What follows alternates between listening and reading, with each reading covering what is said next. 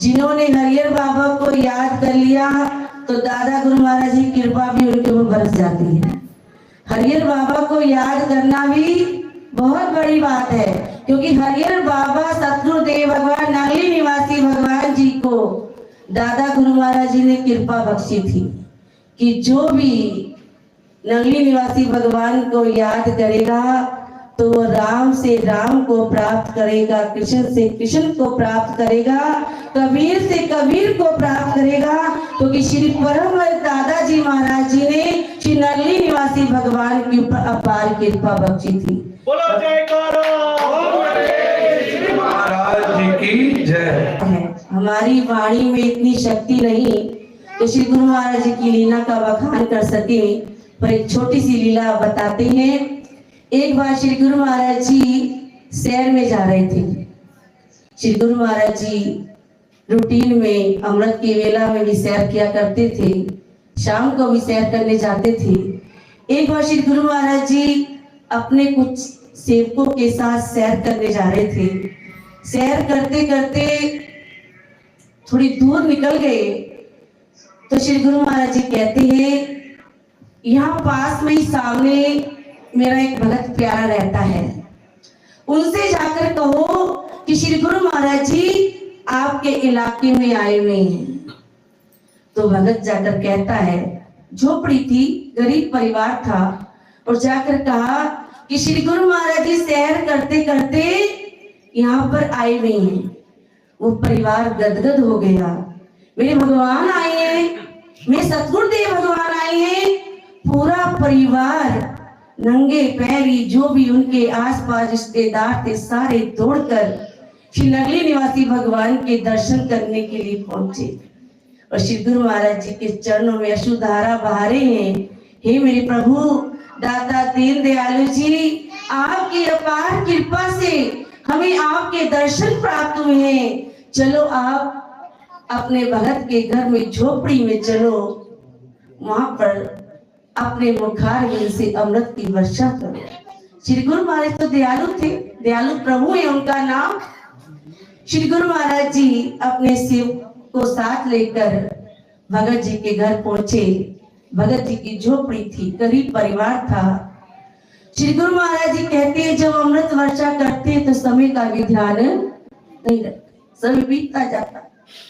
अमृत वर्षा करते करते शाम हो गई तो भगत जी कहते हैं कि मेरे प्रभु रात को यही विश्राम करो, क्योंकि अब रात हो गई है। दाता दीन दयालु जी बड़े दयालु में थे, रात वही विश्राम किया। अमृत वेला हुई तो कहते हैं अब हमें विदा करो। श्री गुरु महाराज जी वहां से विदा लेने लगे।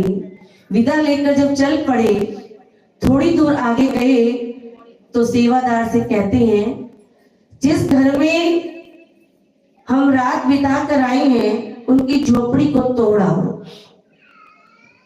तो सेवादार कहता है, महाराज जी उन्होंने अपनी सामर्थ्य से बढ़कर हमारी सेवा करी, आपका आदर सत्कार किया, एक झोपड़ी है उनके पास, आप वो भी तोड़ने के लिए कह रही हो।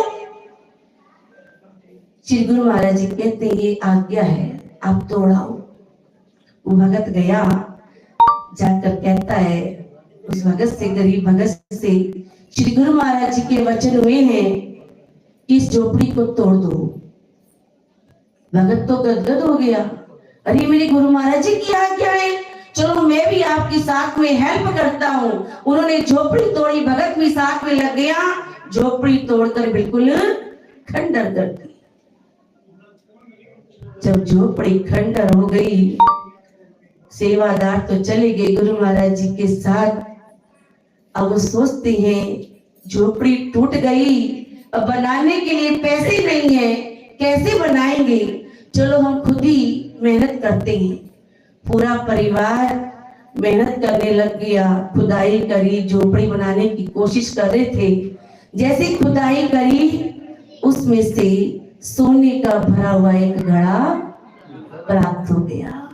ये मेरे गुरुदेव की कृपा है। जब घड़ा प्राप्त हो गया तो वहां पर महल बनकर तैयार हो गया। जयकारा लगा दो। बोल मेरे श्री गुरु महाराज की जय। महल बन के तैयार हो गया। समय बीता। समय बीतने के बाद श्री गुरु महाराज जी फिर एक बार कहते हैं सैर के लिए, सैर तो रोज ही करते थे, फिर श्री गुरु महाराज सैर के लिए निकले। वही सेवादार साथ में था और सैर करते करते वहीं पर पहुंच गए। श्री गुरु महाराज जी फरमान करते हैं सेवादार से, यहाँ पे जो भगत रहता है उनसे जाकर कहो श्री गुरु महाराज जी आए हैं। वो भगत गया, जाकर देखता है झोपड़ी नहीं है, महल बन के तैयार है।